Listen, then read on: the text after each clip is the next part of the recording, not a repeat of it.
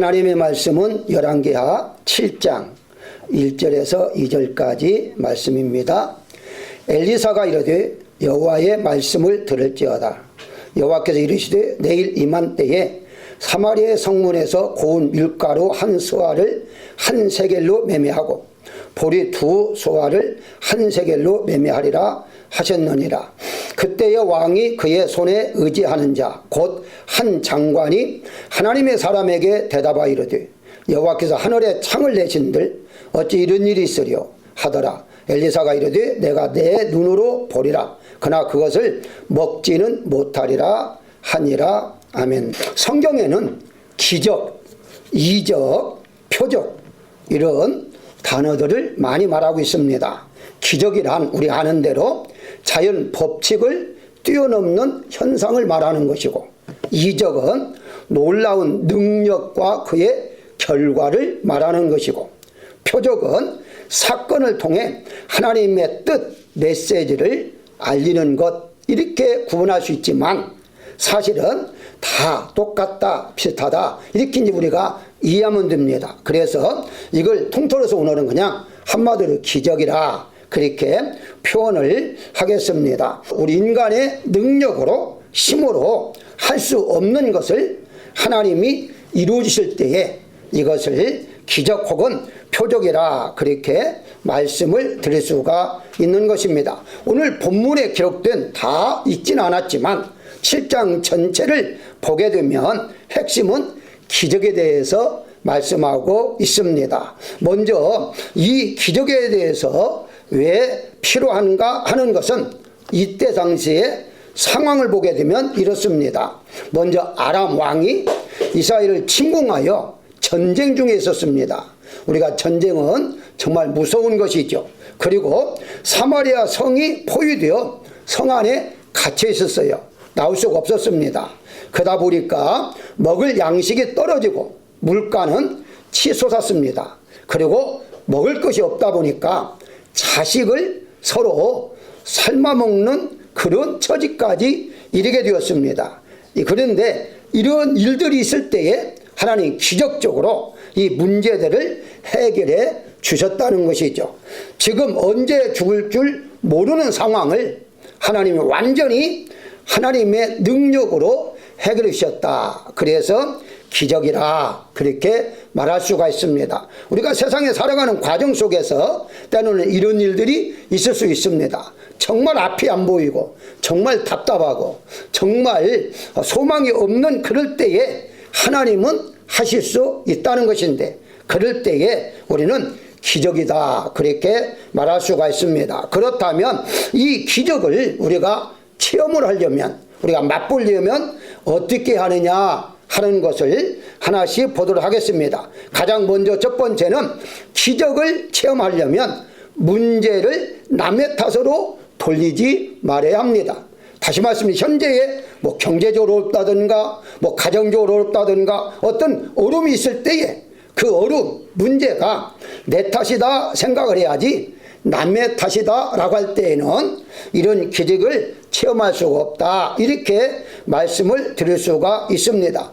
사람이 굶어 죽어가는 상황까지 된 것을 보면서도 이때 당시에 왕은 책임이 자기가 있다라고 말하지 아니하고 엘리사 선지자가 책임이 있다, 잘못한 것이다, 문제가 있을 때는 반드시 우리 기독교인들은 나의 문제야, 내가 기도하지 않아서 그래, 이렇게 해야만이 빠른 해결이 있을 텐데 나가 아니라 타인, 가족이라든가 이웃이라든가 이렇게 남의 탓으로 돌리게 되면 문제가 더 심각해질 수밖에 없다는 것입니다. 이때 당시에 이스라엘 왕은 요람이라는 왕이었습니다. 이 요람을 여호람이라고 부르기도 합니다.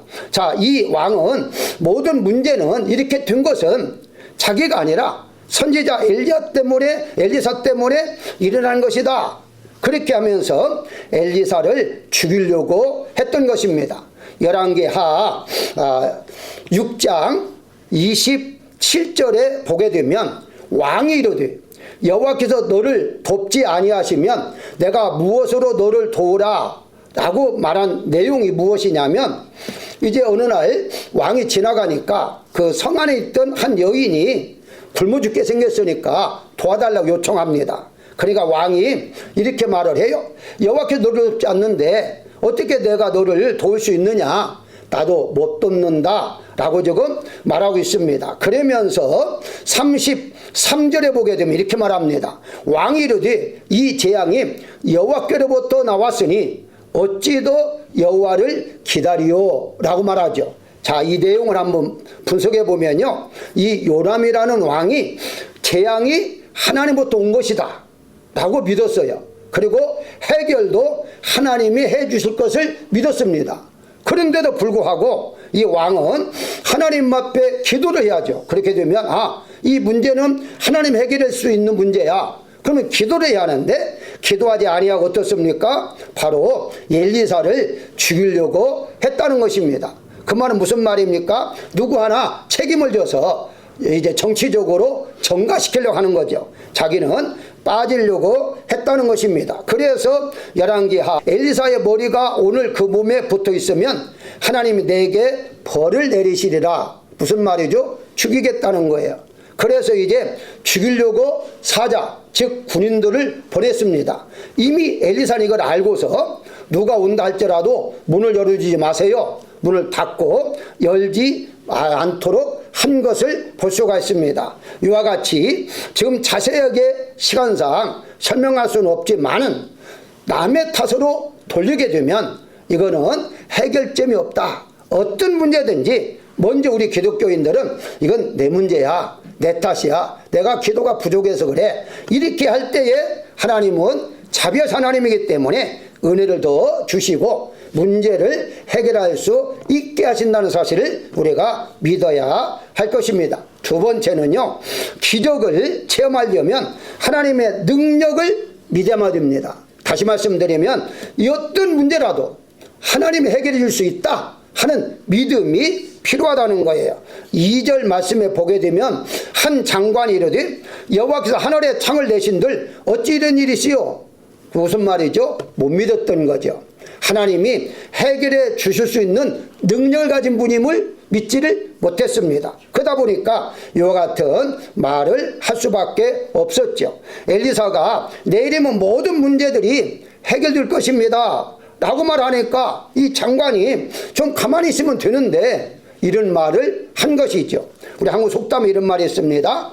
가만히 있으면 중간은 간다, 이런 말이 있는데 가만히 있으면 되는데 괜히 나서가지고 이런 일이 있을 수 없다, 하나님도 못한다, 하나님도 못한다고 했으니 그 없는 거, 길이 없는 거죠. 그렇게 했을 때에 이 엘리사는 성경에 나온 대로 너는 그 기적은 눈으로 볼 수는 있으나 체험, 몸으로 느끼지는 못할 거다 라고 말하죠. 한마디로 바로 죽을 수밖에 없다는 것을 알려주고 있는 것을 볼 수가 있습니다. 그렇다면 이 한 장관, 이름은 소개되지 않았는데요, 이 장관이 왜 이렇게 못 믿은가 하는 겁니다. 그 이유가 있겠죠. 못 믿는 이유가, 이 이유가 바로 여기 있습니다. 열왕기하 6장 25절에 보게 되면 그때 당시 상황이 비둘기 똥 4분의 1 값에 은 5세겔이라 라고 말을 해요. 자, 내용은 이미 다 아시니까 여러분, 비둘기 똥, 이거 두 가지 해석이 있거든요. 정말 비둘기 똥을 먹기 위해서 샀다 하는 학설이 있고요, 하나는 비둘기 똥이라고 불리는 콩 종류가 있다. 요즘 이제 신학자들은요 콩 종류로 그렇게 해석을 많이 합니다. 어쨌든 어떤 해석이든지 관계는 없는데 문제는 무엇이냐라고 했을 때에 이렇게 싼 평소에는 싼 가격에 살 수 있는 것을 이때는 5세겔로도 살 수가 없는 환경이었습니다. 이 말은 무슨 말입니까? 밀과 보리는 아예 비싸서 살 수도 없을 뿐만 아니라 아예 없었습니다. 왜냐하면은 돈을 아무리 준다 할지라도 보리를 살 수가 있는 형편이 아니었어요. 그러다 보니까 이들이 할 수 있는 게 비둘기 똥이라든가 아니면은 낙타머리는 머리라는 것은 살은 없고 그냥 뼈만 있는 거 아닙니까? 이런 것을 사다가 먹을 수밖에 없는 그런 입장이었어요. 그러니까 그걸 보면서 더 나아가 이제는 먹을 게 없어서 자녀들을 오늘은 우리 아들 잡아먹고 내일은 네 아들 잡아먹자, 이런 환경 속에 있었기 때문에 이 장관의 입장에서는요 믿을 수가 없었죠. 그래서 환경을 바라보면 우리는 하나님의 능력을 믿을 수가 없습니다. 즉 일어난 문제를 바라보면 이건 도저히 해결 안 된다. 어떤 분은 그래요. 이 문제는요 수십 년 동안 해왔는데 문제가 안 돼요. 문제를 해결할 수가 없어요. 이렇게 말하는 분들도 종종 있어요. 그분의 입장에서는 그게 맞는 말이에요. 왜냐하면 한두 번 기도해 봤겠습니까? 이 가정 문제라든가 사업의 문제라든가 어떤 문제든지 그 하나를 가지고서 여러 번 기도해 봤는데 안 되니까 포기하는 경우도 있다는 것이죠. 그것이 바로 무엇이냐? 그 문제만 보기 때문에 그래요. 잠시 문제로 보는 눈을 돌이켜서 하나님의 능력을 바라보야만이 이 해결점이 가능하다, 이렇게 말씀을 드릴 수가 있는 것입니다. 왜냐하면 하나님이 우리를 선택하실 때에, 여러분들을 선택하실 때에 영생을 주시기 위해 선택했습니다. 이 말은 영원히 살게 하기 위해서 선택하신 거예요. 그러면 하나님이 그 문제 때문에 고통받고 죽게 놓아둔 하나님이냐? 아니다는 거예요.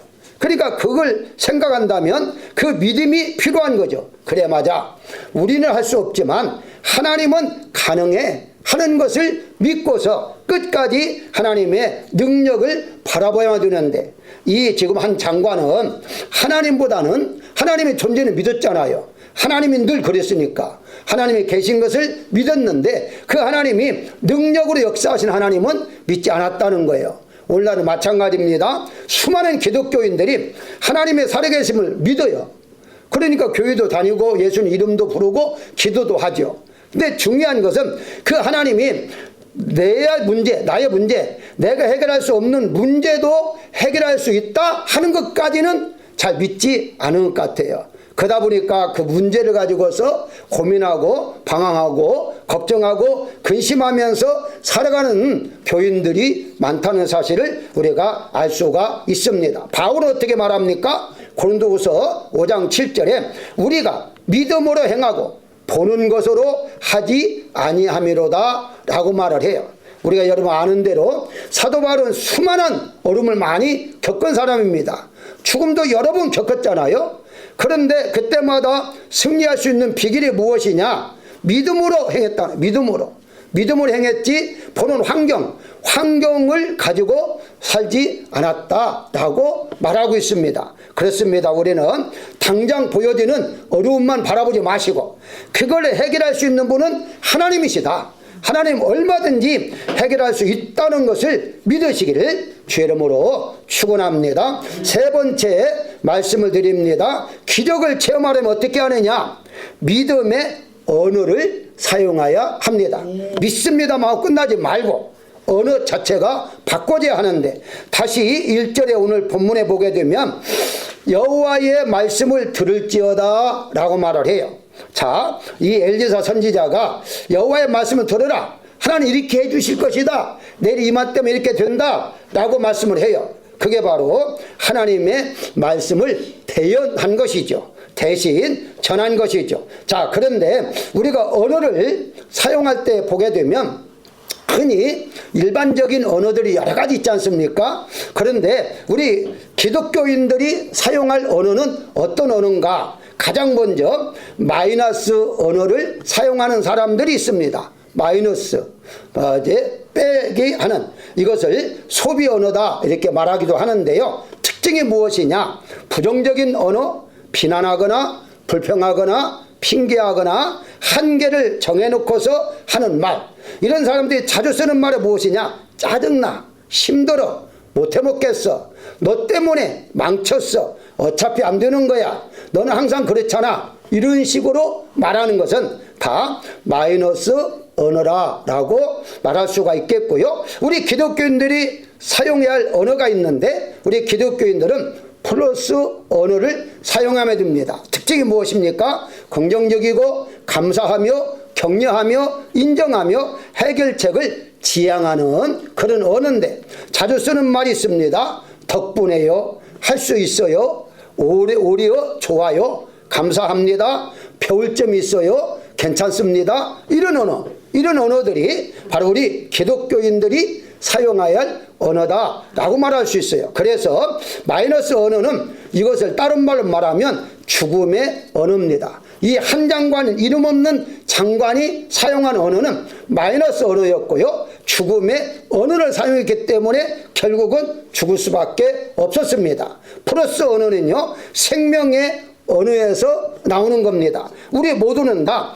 생명을 하나님이 주셨기 때문에, 살아있는 사람이기 때문에 살려주는 언어를 사용해야 하는데요. 잠시 한번 도표를 보겠습니다. 기독교인들의 언어가 어떤 언어가 되어야 하느냐라고 했을 때에 골로새서 4장 6절에 보게 되면 너희 말을 항상 은혜 가운데서 소금으로 맛을 냄과 같이 하라라고 말하고 있습니다. 한마디로 은혜를 끼치는 언어를 사용하라 라고 말하고 있죠. 자, 지금 현재 경제적으로 참 어려움을 당하는 분들이 많습니다. 한국은 더 비참한 분들이 정말 많아요.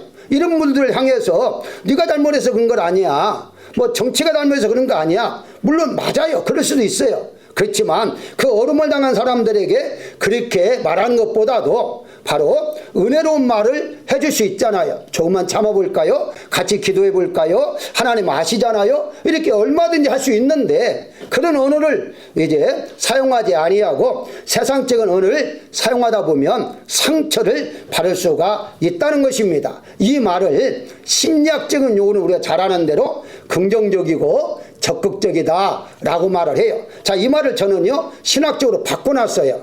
왜 바꿔놨느냐 하면은 이 긍정적이고 적극적인 것을 자꾸 하다 보니까 소극적으로 살지 마, 적극적으로 살아라. 그러니까 어느 시골의 할머니가 예배 끝난 다음에 목사님한테 그랬대요. 오늘 설교는 왜 자꾸 적극지 얘기만 했느냐, 그렇게 말하더래요. 소극적으로 살지 말고 적극적으로 살아라. 그러니까 그런 말 했다는 우스갯소리가 있어요. 뭐 틀린 말은 아닙니다. 우리가 긍정적으로 살아야 하고 적극적으로 살아야 하는데 성경에 용어가 있어요. 성경 어땠습니까? 은혜적이고 복음적이다 하는 말씀이 있습니다. 그러니까 은혜적으로 우리가 말하면 돼요. 은혜적으로 말하고 복음적으로 말하면 됩니다. 그래서 여기에서 보게 되면 조금 이따 더 설명하겠습니다만은 지금 현재 제가 말씀한 것이 제일 위에 있는 것, 생명의 언어, 창조의 언어를 지금 말하고 있습니다. 그래서 이 언어를 우리가 사용해야 하는데 민수기 13장 31절에 보게 되면 여러분 이미 잘 아는 대로 광야 생활에서 12명의 정탐꾼들이 하는 말 중에 10명이 우리는 능에 올라가서 그 백성을 치지 못하리라 라고 10명의 정탐꾼들이 하는 말입니다. 그 10명의 정탐꾼들이 그렇게 말을 했기 때문에 결과는 어떻습니까? 못 올라갔잖아요. 바로 그들은 광야에서 못 오가다 죽을 수밖에 없었고요. 또 이제 그 말을 들었던 백성들도 민수기 13장 31절에 우리는 능히 올라가서 그 백성을 치지 못하리라 했을 때에 우리가 이 광야에서 죽었으면 좋았을 것이라고 말을 합니다. 그러니까 10명의 정탐꾼들이 말할 때에 그걸 받아들여서 우리도 이 광야에서 죽으면 좋겠다. 어떻게 됐습니까? 결국 그 말한 대로 그들은 다 광야에서 가나안 땅 들어가지 못하고 죽임을 당할 수밖에 없었다는 것입니다. 그러면 무엇을 말하고 있습니까? 우리가 말 한마디가 그 말하는 것이 어떤 말을 했냐에 따라서 결과가 나타난다는 거예요. 그래서 우리는 절제할 때에는 말을 절제할 수 있어야 하는 거죠. 특별히 오늘날 이렇게 어려울 때에 더 절제해야만이 되는 것입니다. 저도 이제 이렇게 목회를 하다 보니까 목사님들이 물어보고 이렇게 만날 때에 하는 말이 있습니다. 어떻게 지내세요? 어떻게 힘든데 어떠세요? 이런 말이 하는 사람이 있는 반면에 아니 은퇴했으면 그냥 집에 있지 뭘 또다시 한다고. 아니 자기가 뭐 돈 못 해줬습니까? 뭐 후원해 줬습니까? 아니 나의 길 갖다가 왜 그렇게 했느냐 이런 식으로 그렇게 막말을 하는 분들도 있는데요. 사실 그렇게 할 필요가 없잖아요. 하나님이 하시게 하니까 하는 거지 저도 뭐 하고 싶어서 하는 건 아니잖아요. 우리 모두가 다 하나님의 안에 있는 사람들이기 때문에 같은 말을 한다 할지라도요 말이 말이 하나님 앞에 은혜롭고 사람들에게도 은혜 줄 수 있는 그런 말이 필요하다라고 말할 수가 있는데요. 자, 그러면 한번 이걸 좀 볼까요? 여기 기독교인들이 사용할 언어는 어떤 언어냐라고 했을 때에 밑에서 볼까요? 바로 기도, 영적인 기도. 이것도 말이잖아요. 우리가 정말 어려움이 있을 때에는 어떻게 하면 됩니까? 기도를 해야 한다는 기도. 다른 사람과 같이 이 문제 이렇게 이 얘기도 해야겠지만 그보다는 먼저 하나님 앞에 기도를 해야 하는데 어떤 기도? 영적인 기도를 해야 한다는 거예요. 그리고 찬송을 하는데 일반적인 찬송도 좋아요. 근데 성경에 보게 되면 이제 신령한 노래라고 하잖아요. 신령한 시, 노래. 그러니까 이것은 신령한 노래란 말은 영적인 노래를 의미하죠. 영적인 노래는 무엇입니까? 성령으로 충만한 상태 속에서 부르는 노래를 영적인 노래라, 찬송이라 그렇게 말을 해요. 그리고 이제 증거를 해야죠. 그럴 때마다 하나님 말씀을 증거해야죠. 내가 아무리 어렵다 할지라도요, 하나님 말씀은 증거할 수가 있습니다. 얼마든지 가능해요. 그래서 다른 사람 볼 때 저렇게 어려운데도 하나님 말씀은 증거하고 있네, 이렇게 생각할 수 있잖아요. 그러고 난 다음에 사귐의 언어라고 저는 표현을 했는데요. 사람들과 함께 대화를 나눌 때에 그 대화가 네 가지,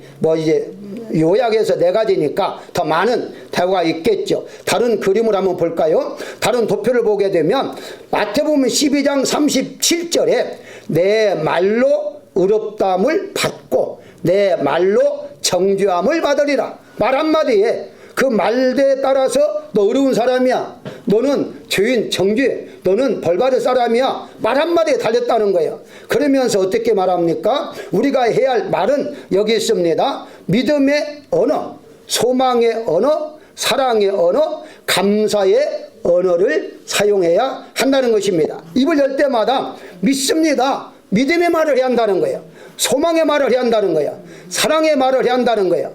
감사의 말을 해야 한다는 거예요. 기독교인들이 해야 할 언어가 바로 여기에 있다, 이렇게 볼 수가 있는 것입니다. 위에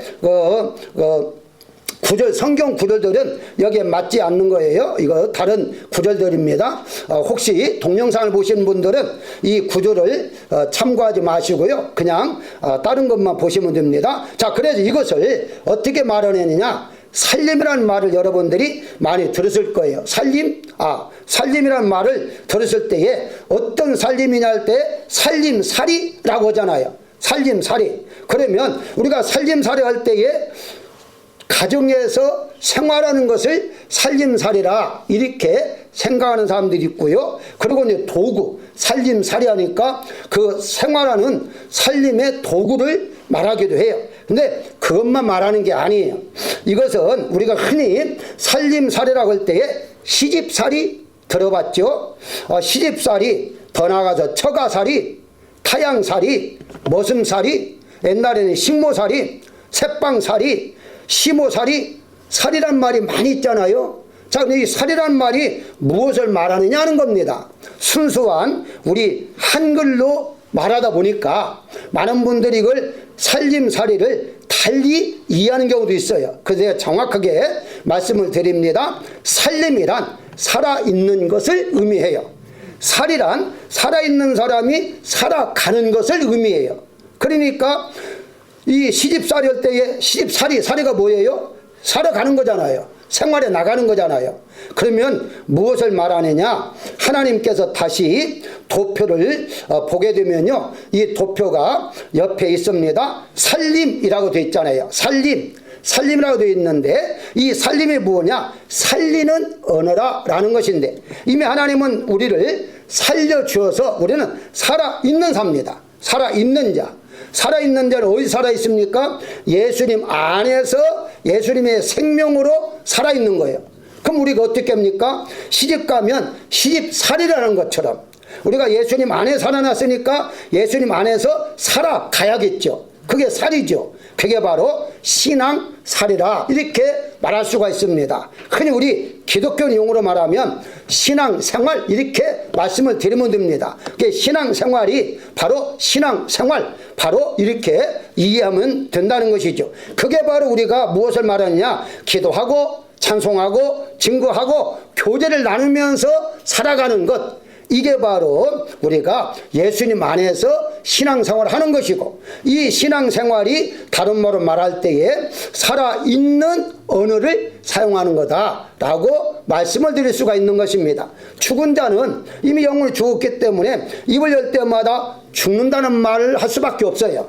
우리는 살아있는 사람이기 때문에 살아있는 말을 해야 한다는 것이죠.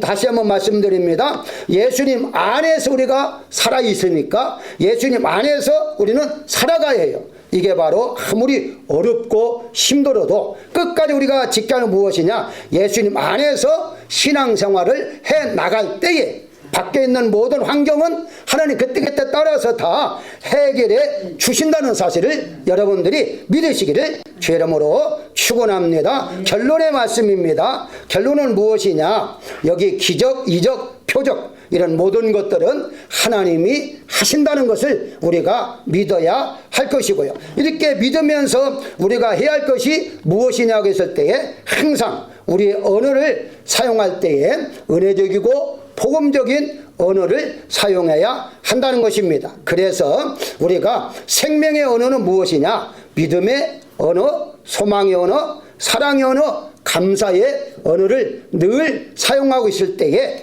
그 환경에서 일어나는 모든 문제는 어느 날 눈 떠보니까 완전히 사라져 있더라 하는 거죠. 오늘 본문 말씀의 내용 전체가 다 하루 만에 그 놀라운 일들이 벌어졌습니다. 어떻게 그렇게 가능하느냐 할 때에 인간의 힘으로 할 수 없었죠. 그건 다 죽을 수밖에 없었다라고 생각할 때에 하나님이 기적의 역사를 베풀어 주심으로 해결되었다는 사실입니다. 그렇기 때문에 우리는 믿음으로 시작해서 감사한 마음으로 날마다 살아가야 할 것이죠. 그래서 우리의 입에서 나오는 말은 하나님 오늘 또 감사합니다. 하나님 해주셨습니다. 하나님이 하고 계십니다. 하나님이 해 주실 줄 믿습니다. 그래서 과거도 해주셨고 현재 해주시고 앞으로도 해 주실 것을 우리는 믿고 감사한 마음으로 살아가야 할 것입니다. 이번 한 주간 동안도 여러분들 또 여러분들의 가족 모든 사람들이 마치 생명의 언어를 사용하셔서 믿음의 언어를 통하여 모든 문제들이 해결받는 역사가 일어나기를 주의 이름으로 축원합니다.